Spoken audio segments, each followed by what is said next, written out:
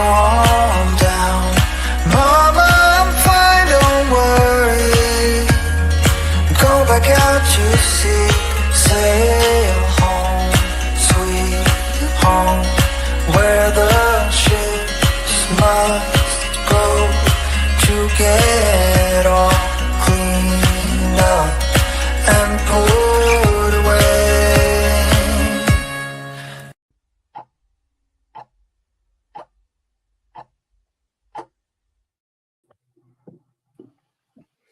Hello, everybody. Happy Friday.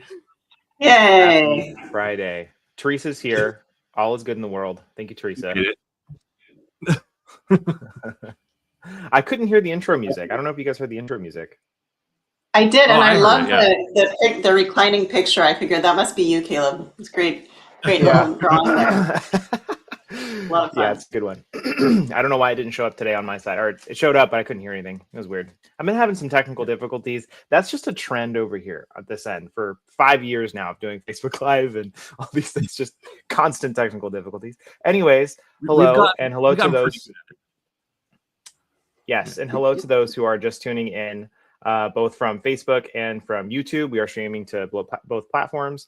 For those who are just finding the stream, this is an account that's focused on special needs here in California. And so welcome. If you have never watched Called Advocacy before, or Ellen Cookman, we're here to talk about all things special needs related here in California. So feel free to drop a comment, question, follow the page if you'd like, share the stream, tag a friend if you'd like. But today we do have the pleasure of having Miss Ellen Cookman here. Ellen, hello to you, and how are you? Hello. Doing great. It's as one of my favorite employees says, it's Friday. So, we're enjoying the day. But yeah, it's good to be here, and I love the work that you guys do. So it's always great to collaborate. Love it. And Dakota, how the heck are you?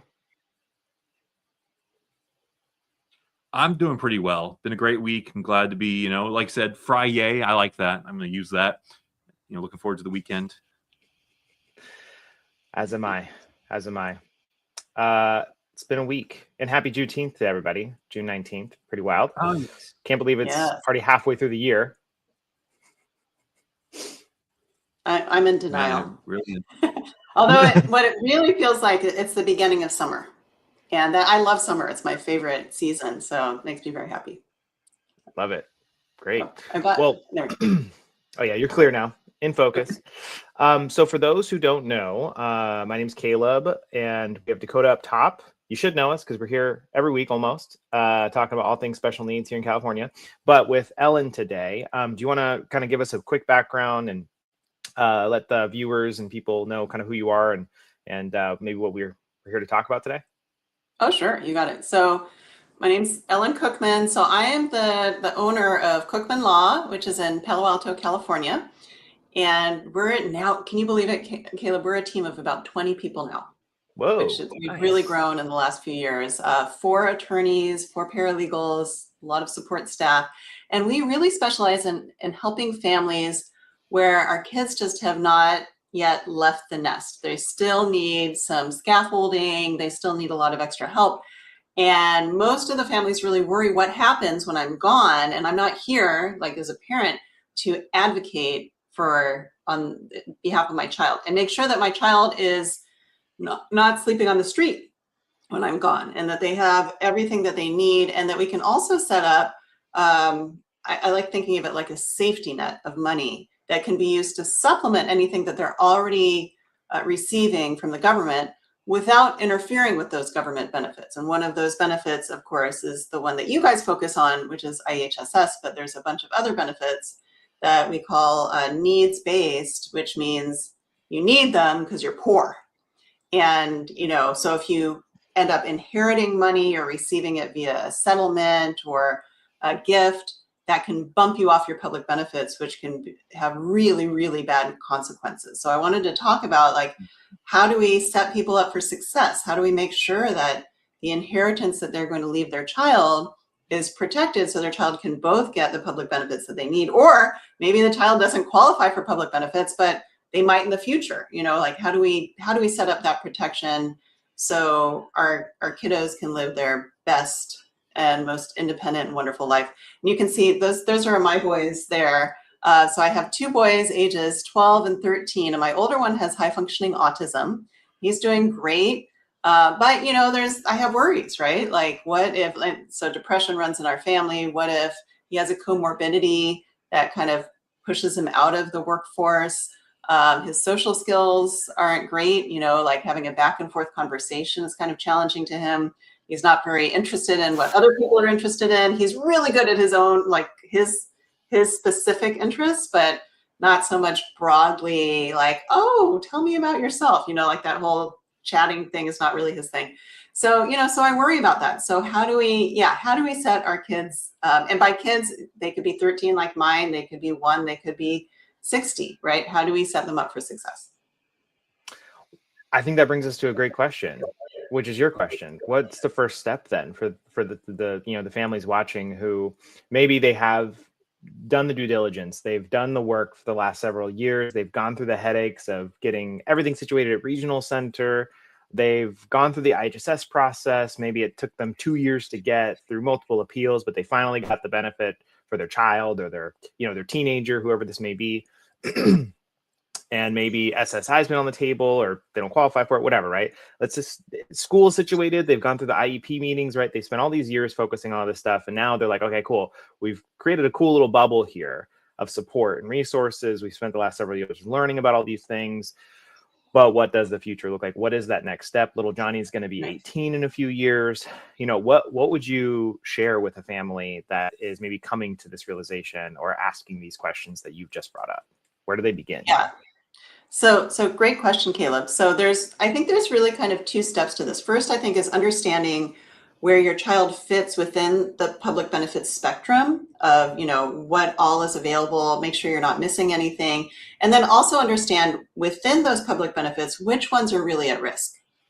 And then we can talk about planning for the super duper at risk ones. Now, setting up, and that really involves setting up a special needs trust. So we can talk about what is a special needs trust, when do you need one? But some people, even if they don't have public benefits, they still might choose to have a special needs trust because it's also very protective. So do you mind if I share a little bit about public benefits first and people can kind of identify, that's where I fit, and then we can talk about how to protect? Is that okay? Absolutely. Okay. So I have a slide. Let's see. How do I share that? I think slide? we gotta. Oh, let you me guys see if do I that? can. I got you. Oh, You got it to go? there Oh, we go. Yay. Okay, so this is one of my favorite slides.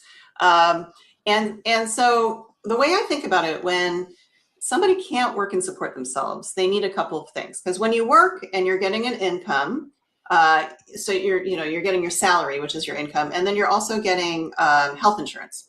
And I am so hopeful that someday our country will join all the other countries that have figured out how to provide health insurance to everybody, but we are not there yet.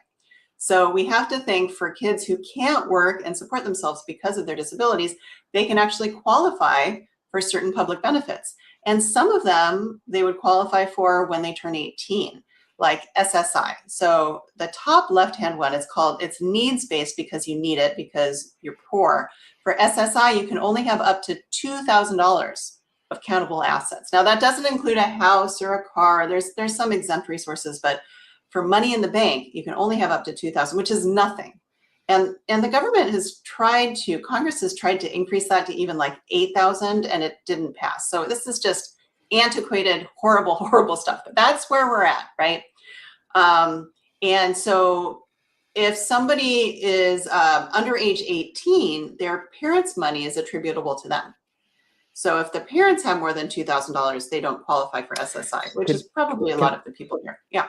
Yeah, a common question actually we get in Dakota, I don't know if you've been asked this, but the term that we hear a lot is the household income, not necessarily parental income. So if mom, dad have a couple of kiddos, one of them being little Johnny, who's autistic, but they are in a multi-generational household where they have grandpa and grandma, maybe an auntie or an uncle living in the house, right? For their eligibility for this, that resource limit, does that change depending on the adults in the household, or is it just the the parental, the guardians of that child. Do you mind maybe breaking that down? Sure. So, I mean, the place where I think that changes is with Medi-Cal. With SSI, if you have they're really looking at the parent's income. If little Johnny is under age 18, they're looking to see, okay, the parent is the head of household. How much do they earn? Or how much do they have in the bank? And hopefully they've been able to save up more than $2,000.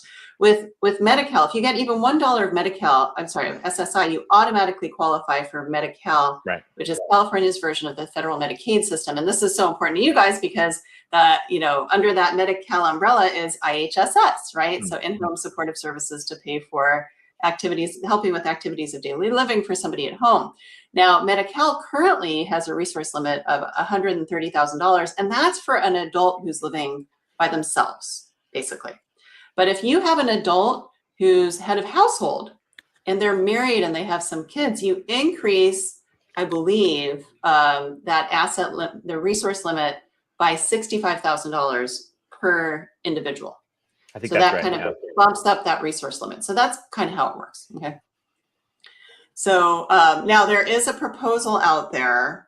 I really hope it doesn't pass, to decrease the resource limit from $130,000 down to $2,000, which is where, for Medi-Cal, which is where every other state in the country has fallen. A little history, we actually didn't have a resource limit at all for 2 years. It was glorious and beautiful, and then it was reimposed. But it was reimposed at $130,000, not at $2,000. But under Governor Newsom's plan, it goes back down to $2,000, which I think is awful, but they didn't ask me. So, so we'll keep an eye on it. But right now, you can have up to $130,000 in the bank plus exempt resources and still qualify for Medi-Cal. And there's other ways that we're not going to probably dive into today, but there's other ways that you can kind of decrease your countable, especially income, because they also have an income limit to see, do you have to pay a share of cost for your Medi-Cal, or do you get Medi-Cal for free? So there's a lot of considerations there. It did pass. The decrease, oh dear, the decrease from 130,000 to 2,000 did pass. Okay, well, I'll have to do some research about that. But that's what I'm not clear about, Teresa. Yeah, we've been looking at that. The decision was supposed to be made on the 15th to sign the bill, but it seems like there's final negotiations still. I think we'll have to keep looking at it to figure out for sure. But we were concerned about that. We've been talking about it back and forth. Yeah. And there was discussion that they were going to go through with it, but we'll have to keep you updated as it happens. Yeah, follow the bouncing ball. So as of today, June 19th, we're not 100% sure. But okay, so those are the two needs-based program, and also include in that Section 8 housing. There's a $100,000 asset limit for Section 8 housing. So if you have more than that, then now you wouldn't be eligible for your housing voucher. Now the two on the bottom are entitlement based, and that means that somebody is paid into the system, whether it's you worked for a while and then you became disabled, or your parents worked for a while and they have a child who became disabled before age 22, then the child can receive child disability benefits, which is an income stream that's not affected by resources, which is super cool. Okay. And then after 2 years of getting CDB benefits or SSDI, you can get Medicare. So you do have some kids out there who are Medi-Medi. They get Medi-Cal and Medicare, and they get both SSI and SSDI. And isn't it lovely, I'm being sarcastic, that they make these names so similar. So it's really hard to tell, right? So Social Security Administration runs both SSI and SSDI. And so figuring out which one does my child get, it's really hard to figure these things out. But it's really important, because if your child gets an inheritance and they're getting child disability benefits, they're not going to be bumped off of their inheritance necessarily, while they will be for sure if they're getting SSI. So you really have to know that. Then let's go to the second slide. Ooh, I got it there myself. Okay, all right. So this is a timeline, and Caleb, this kind of addresses what you're talking about, when my child turns 18, what happens? So this is from the child's benefit, or I'm sorry, the child's perspective when they're age 0.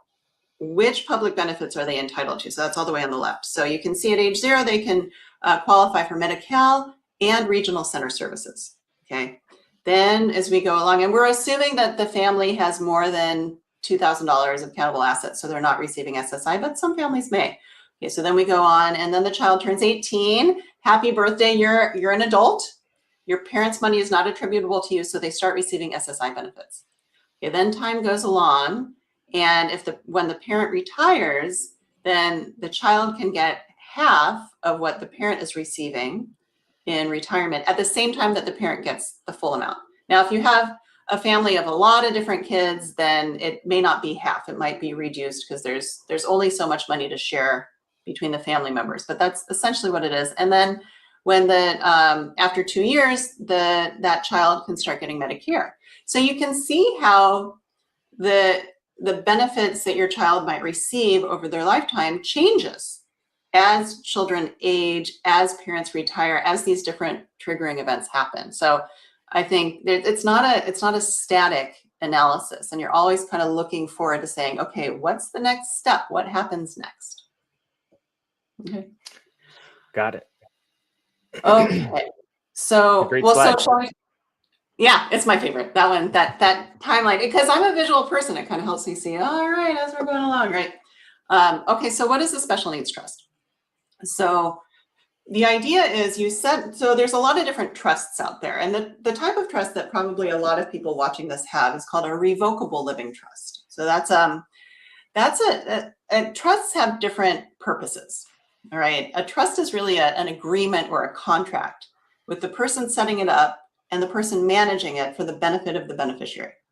If you have a revocable living trust, you set it up, and it's really to avoid probate. That's the main goal. When you die, it doesn't go through the court process, which is awful. In California, it's just the worst thing. Okay. A special needs trust is a little bit different. That's also a trust, but it's a trust that usually somebody will set up for someone else. Okay. They set up, and that beneficiary is usually disabled, and the person managing the trust cannot be the beneficiary. You have to choose someone else. And the idea is that someone else is the trustee, is the manager. They're like the gatekeeper. And the beneficiary can't demand money out of the trust. And it's not like an ATM. They can just go and get the money. They can't change the trust. They have no control over the money. It has to go through the trustee. And because of that, it doesn't count as the disabled person's own money. So you can have like $1 million in the special needs trust, $5 million. I had one client, very wealthy. They're leaving $25 million in a special needs trust for their child. Now, that might be a little excessive, but they're like, my child needs a whole lot of help. I'm like, oh, hey, go for it. If you have that money, you can do it. But that just gives you an idea. It's because the child is not trustee of their own trust, and because the trust is set up properly. Like, there's a few things a special needs trust has to say. It has to say it's intended to supplement anything that the child is already receiving with public benefits. Okay. That the child can't act as trustee. It becomes irrevocable. You can't change it once the money goes in, typically. And so you can have this great basket of money to pay for anything that SSI and Medi-Cal is not paying for. And that's a lot of things. There was actually a great court case a few years ago in California that said that a special needs trust can really pay for anything that improves the child's way of life, and improves their happiness and their independence. And that's really what we want for our kids. We want them to be as happy and independent in a protective environment as possible. So it can be used for a trip to Disneyland. It can be used for magic cards. It can be used for, like my son loves atlases. You can buy as many atlases as you want, as long as you're staying within the budget of the special needs trust. So you want to make sure that the money really lasts for the child's lifetime, and you don't want to squander it. And that's really up to the trustee to make sure that you have a good plan year by year. So whoever you choose as the trustee, that's really who you trust. You have to make sure that you choose the right person as trustee. And I do have a question on that. Yeah, please. Yeah, if you don't mind. So yeah. I think in probably most situations, right, the trustee is probably going to be the parent, right? But are there ever times where maybe that's I hate to say it, but maybe not the best choice, right? What if parents not comfortable with it? Maybe they're like, hey, I think we need a professional or somebody who can sort of help us and guide us through this, long term. Like, what are your thoughts on that, or what do you have to share for that? Yeah, so I have a few thoughts on that. So parents are usually the choice for when you initially set up the special needs trust. You get the structure set up, and we say that like $10 or $100 goes in there just to establish the structure. But you usually don't put money into the trust until the parents are gone, or there's a triggering event like the grandparents decide to leave money in. So while the parents are alive, usually there's no money in the special needs trust because the parent is the special needs trust. They're paying for, I'm buying my son's atlases right now. I'm paying for his extra dental work, right? And so we don't need to put money into the special needs trust, and then the special needs trust pays for things. That's just an added hassle. There are a few cases, especially in the mental health community, where parents go, whoa, my kid is now 25 or 30. They won't listen to me. I want to retire and I'm going crazy, and I'm going to put some money into the special needs trust and name this professional to manage the money and build a relationship with my child. And then I can be the parent and not the gatekeeper or the friend. And that can work out. Or, sometimes you put money in and take it for a test drive. See, you've named a professional. And then you think, okay, well, what kind of professionals would do this, right? Because, if I think about for example, naming my younger son, who's 12, but let's say that they're 10 years older. So we have Caleb at 23 and Isaac at 22. That would be a nightmare if I named one sibling to manage the other sibling's trust. Think about the resentment that would cause. And then also I want Isaac to live his best life and to be, maybe he wants to go to England or, to Namibia or wherever, right? Or he's married with kids. It's a big role. All parents on this call know how much time and effort and energy you put into advocating for your child, driving them to appointments, taking care of them. And the sibling did not sign up for that. So I usually advise families, don't put the neurotypical sibling in that role. Instead, you can find a professional. There's individuals called private professional fiduciaries. They are individuals who act as trustee of trusts. That's what they do. And some of them will manage special needs trusts, some don't. So you kind of have to look around and see, do they have a succession plan? Because probably, they're human, which means that they will die. Sometimes we think we're not going to, but we will, right? I don't know anybody who's escaped it yet. So you need to make sure, or they'll retire or they'll get sick. So make sure that, somebody's lined up. Or you can also name the family member, like in my family, I could name Isaac as the trust protector for Caleb. So that's somebody who has access to the records and gets yearly accountings to see how's the trustee managing the money. And they can remove and replace the trustee if the trustee isn't working out. So they kind of provide that oversight and longevity, and they're still involved, but not at the same, digging in every day, getting, 8 phone calls a day, having to deal with everything that comes up with our kiddos with disabilities. Love it. That's helpful. That's very insightful. I think for those of us who may not have a special needs trust, interested in looking into it and having a good understanding of kind of the organism behind it all, right? And I'm sorry, Dakota, did you have a question? It looked like you might have. Well, I'll have 2 quick questions, more just like to, I guess, summarize some of the information or to make sure that I got it right. So first was given the example you mentioned about the person who put $25 million, is it accurate to say that there is no upper limit to what you can put into a special needs trust? That's right. That's accurate. Yeah. And then the other question I had was if you had a situation where, because you were mentioning how most of the time the parent just has the money and just uses it and they are the trustee. If you have a situation where you have a parent who themselves is trying to keep their assets or their income low because they are on Medi-Cal or they're on SSI, would that be a beneficial time that the parent might want to start a trust so that their own assets can also remain below a certain threshold? Okay. So you bring up a good point. So there's two different types of special needs trusts. There's first party and third party special needs trust. So the type that I've been talking about so far is a third party special needs trust where you have, typically it's a parent putting in money for a child. So we look from the child's perspective. There's a third party who's funding their trust. That's why it's called a third party special need. The source of the money is from a third party. So that could be an auntie, it could be a friend, it could be a grandpa. So somebody else is putting in money into the child's special needs trust. Now, what if the child or a parent, like I had a client who was 40 and then was in a car accident and, paralyzed, needed to be on Medi-Cal, right? And get some help there. So we created a first party special needs trust that he could put his own money into. So that's the type of trust that holds the disabled person's own money. Now, the main drawback of a first party special needs trust is that when the disabled person dies, Medi-Cal gets to bring a reimbursement claim. They get their money back. So it's kind of like a deal that you're setting up with the government. You're saying, all right, I'm going to, I get to protect my public benefits during my lifetime, but then when I'm gone, the government gets it back. So Dakota, in the example that you're talking about, if you have parents who need to protect their own money, then they might put their money in a first party special needs trust, or they might, if they're elderly, they might give some of their money to their children, their trustworthy children who can turn around and put some of that money into a third party special needs trust for the parent.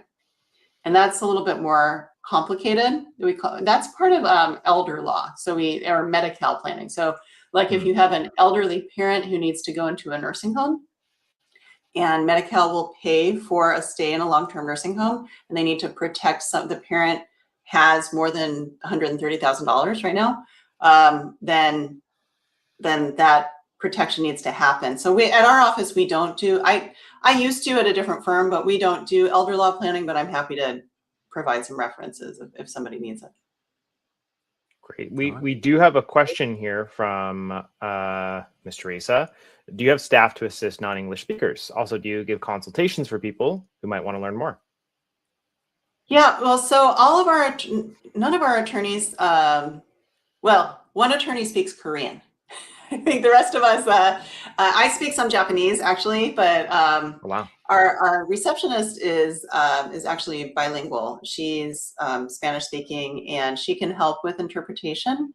For consultations, we don't offer free consultations, but what you can do is you can call our office and talk to somebody on our intake team and see if it's the right fit. If the situation that you have would be a good fit for us. If we're a good fit for you, we can quote you a fee based on your specific situation. So that's typically what we offer. Got it. I'd love, by the way, if you know of a special needs planning attorney who's looking to work for a firm we're looking to hire, and even better if they speak Spanish, that would be so awesome. We would love that. There's so few attorneys who go into this field, and I'm always trying to recruit and train people. So bring them on along. We are currently hiring. So please, yes. Love it. Well, we have a lot of parents here who are watching. I'm guessing some of your kiddos are going to school soon, right? Any interest in law, you know who to call, right? So great field. You really get to help a lot of families. It's so rewarding. And you have to understand about taxes. So, I guess is that the drawback? I find it interesting, but I'm kind of a nerd that way. So go figure. It's a win-win. You get to help people in their lives as well as your own personal life. Now that you get to have a better understanding of the tax codes, right? Looks like we do have another question from Teresa. And I will say, Teresa does not have to be the only one with questions here in the comments. If you do have a question or something you'd like to share, please let us all know. This is a dialogue today. This is conversational. Teresa, again, you can find, not a question, but she's just posting your information there, Teresa.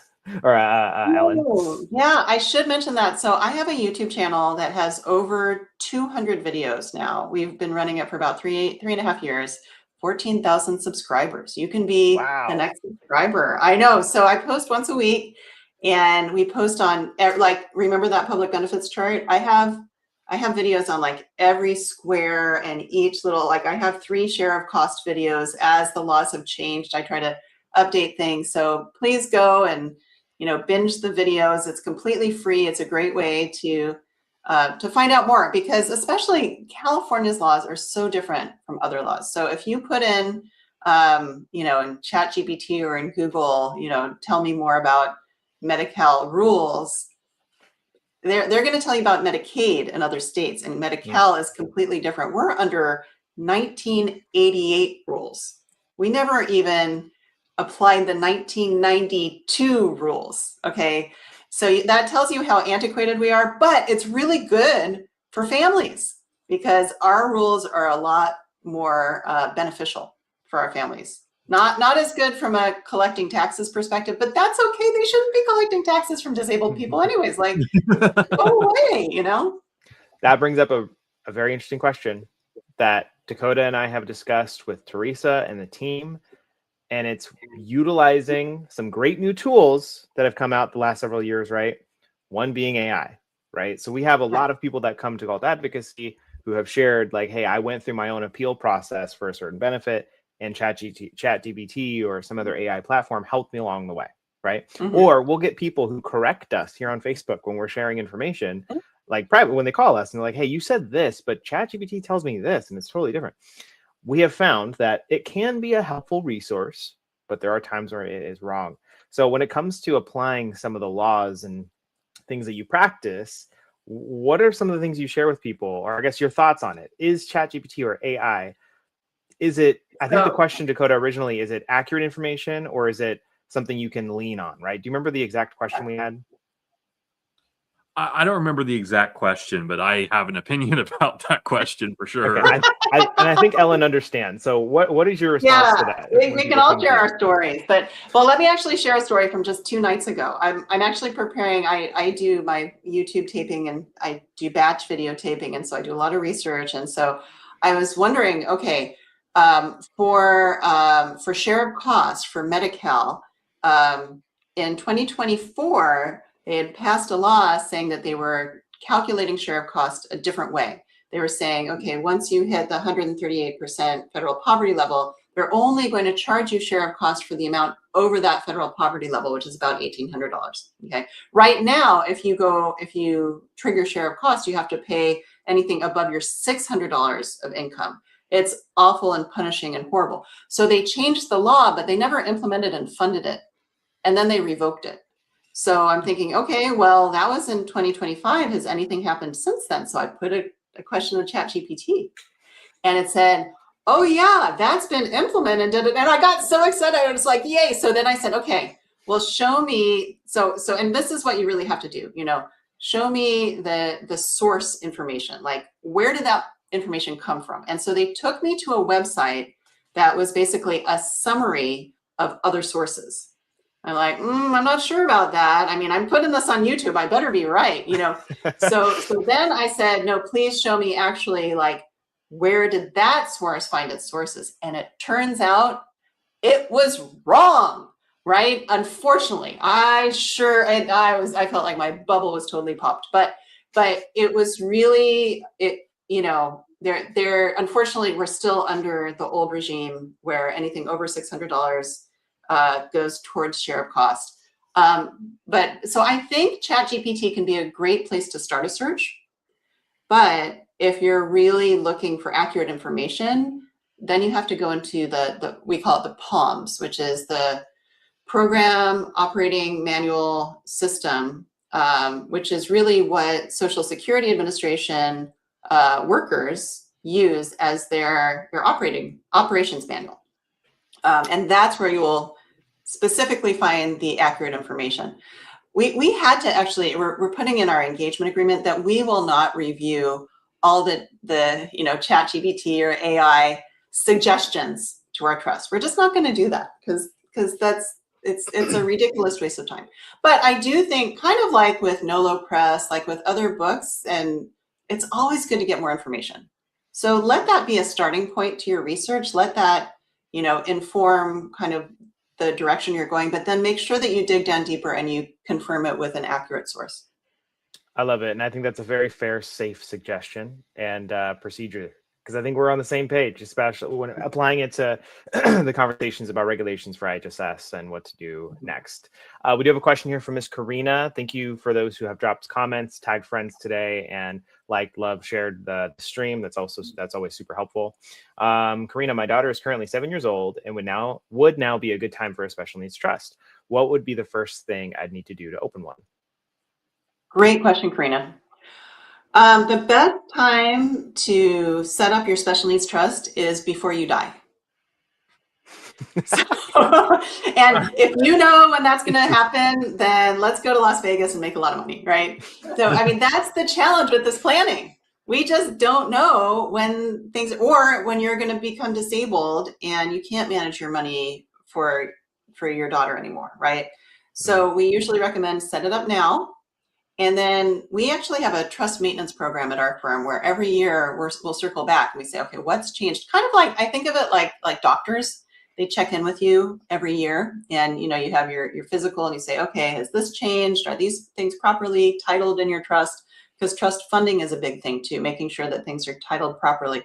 So most people in California need a revocable living trust to hold their own assets. If you have more than about $200,000 of assets, or if you have a house, you really do need a revocable trust. And then in your revocable living trust, you'll say, hey, when I'm gone, I want my assets to go this way, and the portion going to my daughter goes to their standalone special needs trust. So you set up both the revocable trust and the special needs trust now, and then we frequently go back and we review it as time goes by. These are meant to be living, breathing documents. They're not just stuck. You don't just put them in, well, a lot of people do, but I recommend not just putting them in a folder and putting them up on your bookshelf and forgetting about them. Because 5 years could go on, your life situation could look very different. Somebody could be married or divorced. Somebody could have been born or died. You could have gotten a lot of money, or you could have been sued and you have no money. Like you could have opened several different retirement accounts that you haven't updated. I just updated my beneficiary designation this morning. I realized on my 401k, I did not name a beneficiary. And I'm like, I'm trying to tell people all the time that they need to update their benefit. And here I haven't done it, but it's done. So what I heard was it's never too early. Never too early. That's right. Never too early. And yeah, do it frequently and soon. Love it. Karina, thank you for the question. And thank you, Miss Ellen, for answering that. We do have a couple more questions here. Let's see. There was one here. Oh, yes. Is it okay to put my special needs son's beneficiary on my Roth IRA? I know it's more of a financial question, I guess, here, but financial planning, well, actually, which is estate planning, but yeah, it is estate planning. So, and you might hear something different from your financial planner, but so the short answer is yes. You can name, well, hold on. You can name a special needs trust as the beneficiary of a retirement account, okay, of both pre-tax and post-tax, like Roth IRAs, okay? You probably shouldn't name your special needs son directly as a beneficiary, because again, that could bump them off the public benefits that they might need upon your death. So first you set up a special needs trust, and then once you sign that, then you update the beneficiary designation forms to name that special needs trust. Got it. Important distinction, it seems like. Yeah. Definitely. All the more reason to connect with a professional in this field, everybody. So if you have questions about this, don't be afraid to reach out to one of the few that we have access to, which is Ellen Cookman. And so this information is invaluable. And so if you have somebody with special needs in your life, a child or a loved one that you're caring for, this is a very important step in that caregiving responsibility of yours that, you just have to take. Veronica does have a question here. Does it have to be done by a lawyer, or is it safe to do it with anybody who does living trusts? Yeah. I'm glad. I was going to say something about this, but I'm glad you actually asked. So there's a lot of attorneys out there who do regular estate planning, and they don't do special needs planning. If you have a child with special needs, I actually think it's malpractice for that regular estate planner to set up a special needs trust for your child. So let me give you a little peek into how we actually draft. Okay, we have most attorneys have what we call forms programs, where you kind of type in the information and then it populates a trust. And there's a little button on that forms program that you can say, put in a special needs trust. And it just plops in a special needs trust in the middle of your revocable trust. And then the attorney hands it to you and says, well, it should work because, the people who draft these forms, they know what they're doing.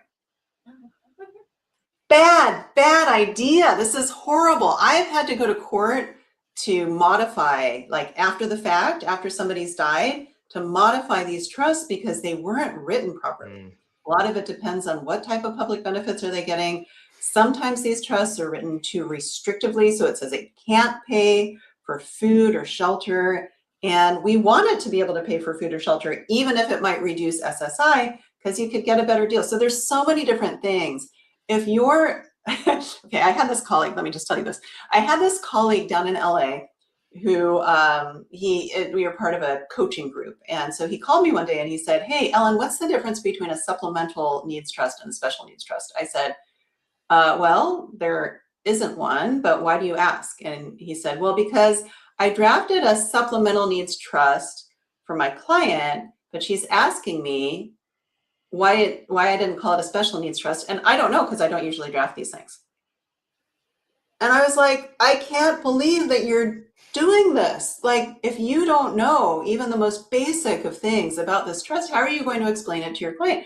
How are you going to make sure that it works? I mean, one of the challenges of this type of planning is you may not need it for 20 years, but is it going to work in 20 years? Because you won't be around when it matures, when you pass away, right? In fact, you won't be around when you pass away. That's kind of by definition. So who's going to fix it if it's broken, if you need to update it?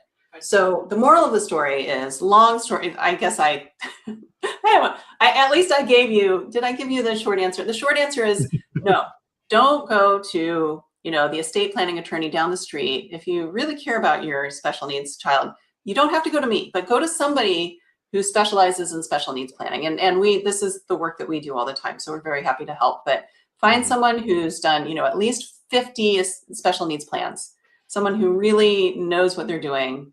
And because you want it to be legitimate. You want it to really work, and they'll know if this works or not. That sounds very similar to what Dakota and I share with a lot of people when they're questioning, right? They need help with, again, the kind of the big program IHSS that we focus on a lot. And there's a few options on the table, right? There are advocates similar to Galt Advocacy that do this. There are actual attorneys and lawyer like firms where they might have that as one of the few things that they might do, in addition to many, many other things. And then there's individuals, like like consultants, if you will, on Facebook that will go over and reach out to people who are posting about their current IHSS case where they'll help somebody, right?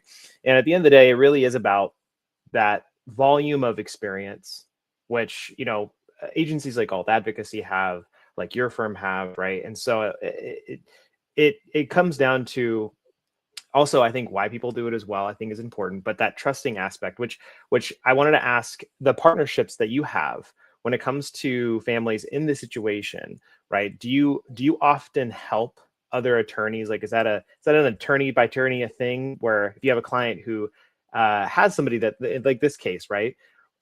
In that event, that's the attorney that they trust. That's somebody that they've worked with, right? But that That's person right. doesn't do what they need, right? So what is that the attorney to attorney conversation then usually with the client? Like, how does it typically go about to build that trust? So it can go one of two ways, and we're fine either way. One way is we help them just with the special needs trust. And so the original attorney who has the relationship with the family and everything, or maybe the family is, I don't do the high net worth planning, but if you have a family that has a lot of money, then they should stick with their own attorney who understands all the different types of weird trusts that they've created. And then we do the standalone special needs trust, and then their attorney modifies their revocable trust to say anything going to Johnny or, the disabled person goes to this special needs trust that Ellen has created. The other option is we just take over the case completely. And a lot of attorneys are fine with that because they recognize, like, they're not equipped to handle a case that has, has public benefits involved. It has the special needs child. They don't know how to answer these cases. I found that in estate planning, we are very collegial. We, people switch attorneys quite frequently, and we usually don't get offended. I can't say that for everybody, but I say like 80% of attorneys out there, because there's a lot of people who need our services. So we recognize like, hey, your life may have changed so that you need someone else in a subspecialty that we just don't focus on. And there's a lot of things that we don't do. So we're often referring cases out. But then we do get, I'd say one of the greatest referral sources for us are regular estate planning attorneys who don't do the special needs planning component. They recognize, hey, I should not be committing malpractice and just doing this, as a favor, and really send it to somebody who knows what they're doing. Okay. I love that. I think that's great and good to know for those of you who, again, maybe spend a long time building that trust with your attorney.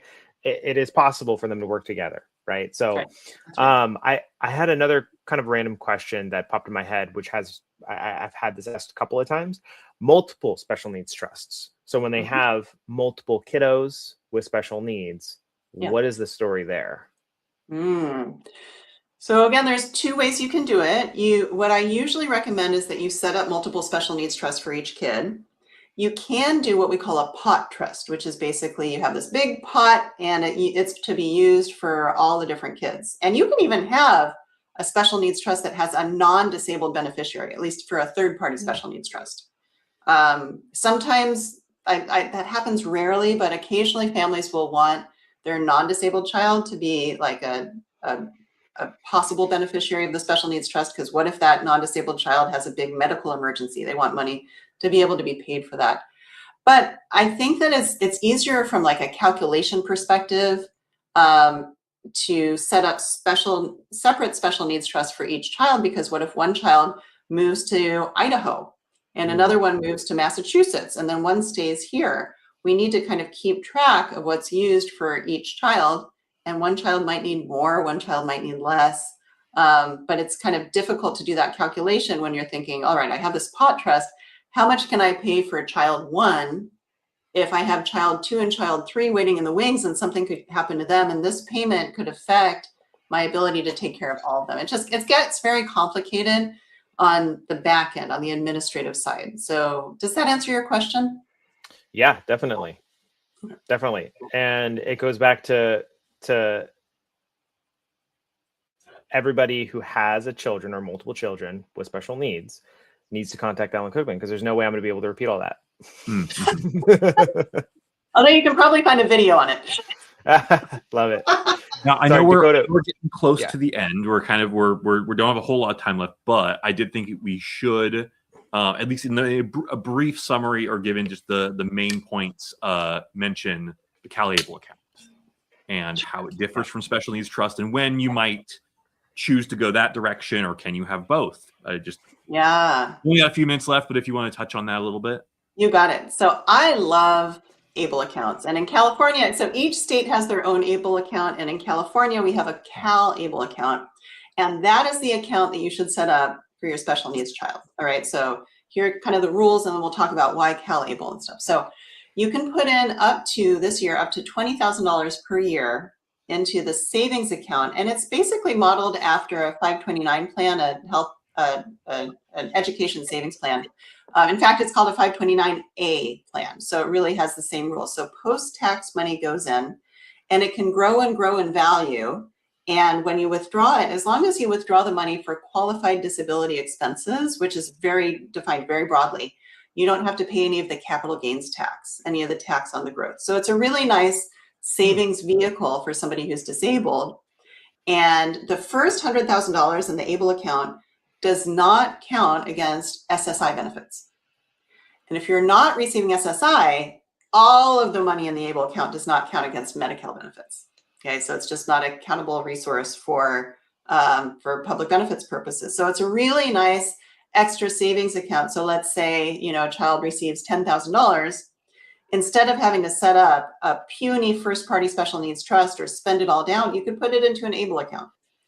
Now, the reason why I say CalAble account is because California, so ABLE accounts were set up to have a Medi-Cal reimbursement claim to say when the beneficiary dies, Medicaid gets their money back. But they gave states the ability to waive that. And California, and I think like 5 other states, have waived the reimbursement claim. But then they realized, hold on, people in California are setting up ABLE accounts in other states. We don't want that. So they provided an incentive and a punishment. They said, if you are a California, and this was 2024, I think this was passed. If you are a California resident and you set up an ABLE account, a Cal ABLE account, we're not going to bring a Medi-Cal reimbursement claim. But if you're a California resident and you set up an ABLE account in a different state, we will go after money in that other state. So you want to set up a Cal ABLE account, and it's only available online at calable.ca.gov. They're actually great accounts. I think it's like, I don't know, $50 a year. There's not a huge fee for it. You don't have to put a lot of money in, but it's a great way for either, even other family members to kind of contribute to your kiddo.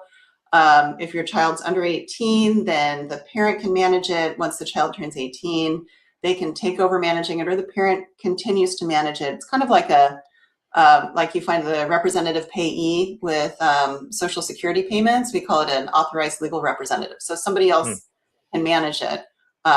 So ABLE account, special needs trust, yes, both. Okay, they do different things. The special needs trust, as we said, can get $25 million in it in a lump sum. An ABLE account, you can only put in $20,000 at a time. So an ABLE account is not intended to receive an inheritance. It's more intended for smaller amounts of money that can be managed and used during the child's lifetime. So it's an extra benefit. Can I ask you a follow-up question on that? Because you mentioned that the first 100,000 in the Cal ABLE account does not go against your SSI benefit, right? Okay.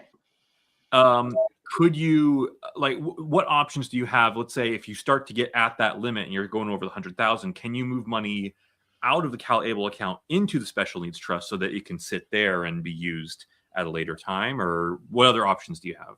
You could move it into a first-party special needs trust, not into a third-party, because it's considered your own money. Right. Yeah. Or you can spend it down. Yeah, those are the main. Only on qualified purchases, though, correct? Yeah. But so a trip to Disneyland is a qualified disability expense. So they're very broad. However, marijuana, even for medical purposes, is not a qualified disability expense, because this is federally based and, on a federal level. And I know because I had a client ask me, so I did some research. Good to know. So, yeah. So sorry, you might like your CBD gummies, but the ABLE account can't pay for that. That's good to know. I have one quick question before we go. I don't know if it's a quick answer though. How do wills come into play here?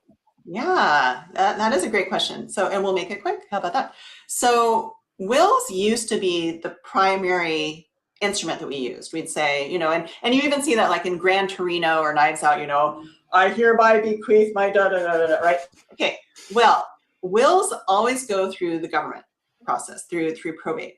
And in like the 1970s, 1980s, we realized this is really inefficient. We don't want to have to always go through the court process. So they created revocable living trusts. And they said, as long as something's in a trust, the trust spells out where things should go and who's going to manage it. So we don't need the court oversight. It doesn't need to go through the court.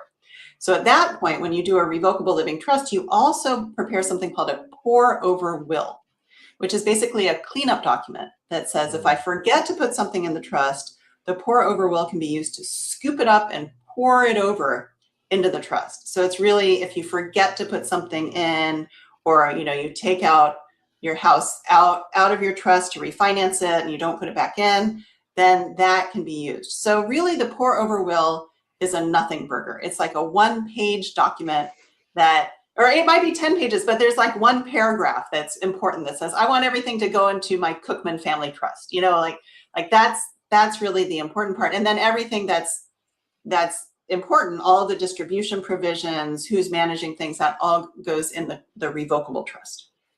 Got it. That helps me understand it quite a bit. How about you, Dakota? Oh yeah, I did not know any of that. Great. Well, I know Dakota is itching to cut us off because it's almost 4 o'clock, or I'm sorry, 1 o'clock. Excuse me. We have to make way for the Spanish ladies. Sorry. We We have to make way for the Spanish live. One more question. We Oh, do. wait, Okay. hold on. Teresa said she Okay. had something she wanted to ask. Does your child have to have a diagnosis to be eligible for a special needs trust? Okay, she asked, does your child have to have a diagnosis to be eligible for a special needs trust? So for a third-party special needs trust, no. For a first-party special needs trust, yes, they're supposed to be somehow diagnosed. If they haven't qualified for certain benefits, but they're applying, usually that's all right. But usually for a first-party special needs trust, that's the more restrictive one. And usually you do need to have some sort of qualifying disability. But he says the third party, that's if a parent's putting the money into their child's account, that's fine. Yes. They don't have to have a diagnosis. That's right. And a lot of people will set up a special needs trust, maybe for a 3 or 4 year old. They don't know if their, child has autism. They don't know how they're going to develop. You can set up a special needs trust in that situation and then just keep an eye out. And if they need the trust, that's great. If not, you modify it. All right. Love Good it. to know. That's super helpful. That is super Yeah. helpful. And thank you everybody for sharing your great questions and also sharing feedback. It seems like this did help a lot of people today in the comments, which is great. But with that, we got to let you go, Ellen. Not sure if you're joining Nicole in Spanish today. Is she? Yeah, she's on Spanish. She is? Teresa Okay. says yes. Hopefully you were aware of that. Yeah, I hope that's not news Oh. to you, Ellen. No? Okay. Well, hopefully because my Spanish is not very good. It's all right. Hopefully we'll have Don't somebody to do it. translate. Let's brush up that Japanese. All right. There you go. All right. Well, thank you, Ellen, for joining us as always. I think this is probably the third or fourth time we've had you, so it's always a pleasure. The time just swims by, so I didn't even realize how close we were. to the Always end so here, much but, fun. It's great. Great seeing you. Yes, it was great. Nice to chat with you. Thank you again, everybody. Take a moment to share the stream if you haven't already, and stay tuned for next week. But with that, I hope you have a wonderful weekend, Ellen. I hope everybody enjoys their weekend, and we'll see you next time. All right. Thanks. Bye-bye. Bye.